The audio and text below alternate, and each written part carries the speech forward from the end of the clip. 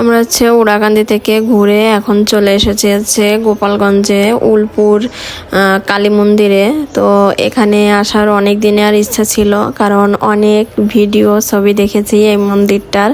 তো প্রথমে আমার এই মন্দিরটার ছবি দেখে বা ভিডিও দেখে এত ভালো লেগেছিল যে এখানে আসবো এমন একটা ছিল, সিদ্ধান্ত ছিল। তো অনেক দিন ধরেই সময় আর সুযোগের অভাবে আসা হচ্ছিল না। আর আগে যখন কোটালীপাড়ায় থাকতাম তো আমরা প্রায় আসতাম উলপুর, তারপরে জমিদার বাড়ি দেখার জন্য উড়াকান্দি আসতাম। তো তখন কালী মন্দিরটা হয়েছিল না, তারপরে তো আমরা এখান থেকে ট্রান্সফার হয়ে চলে গেছিলাম অনেক দূরে, তো এর জন্য আর আসা হয়নি। আর আগে তো প্রায় আসতাম, কতবার এসেছি তার কোনো হিসাব নাই। তো আমরা এই মন্দিরটা দেখে এত ভালো লেগেছে, ছবিতে যত ভালো তার থেকে সামনাসামনি আরও বেশি সুন্দর।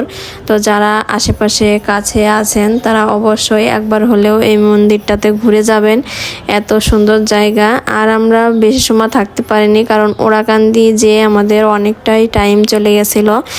আর এখানে এসে সর্বোচ্চ আধা ঘন্টা কি 1 ঘন্টা ছিলাম, তারপরেও মন ভরেনি মন্দিরে থেকে।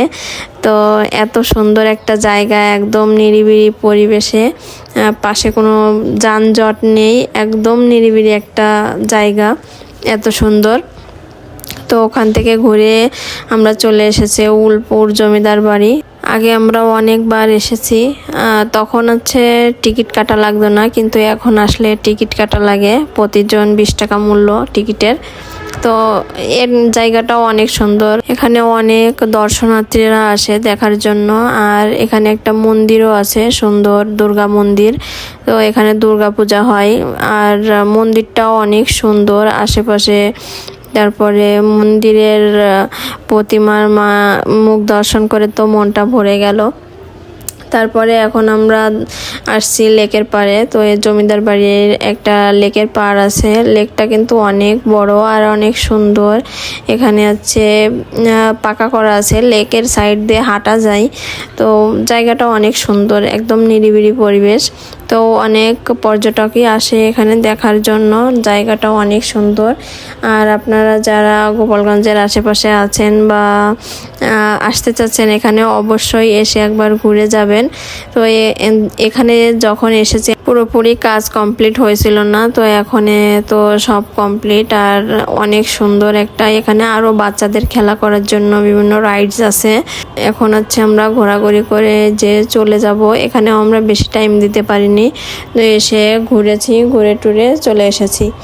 আর এখন আমরা এই যে বাড়ির উদ্দেশ্যে রওনা দিয়েছি, কারণ আমাদের যেতে 2 ঘন্টা 2.5 ঘন্টা টাইম লাগবে। তো এই জন্যই সন্ধ্যার আগে আমরা বেরিয়ে পড়েছিলাম। আর আজকে সারাটা দিন আমরা খুব সুন্দরই কাটিয়েছি সবাই মিলে, খুব আনন্দ করে। তো ভিডিওটা কার কার ভালো লেগেছে সবাই লাইক কমেন্ট করে জানাবেন। আর যারা আমার পেজটিকে এখনো ফলো দেননি তারা অবশ্যই ফলো দিয়ে পাশে থাকবেন।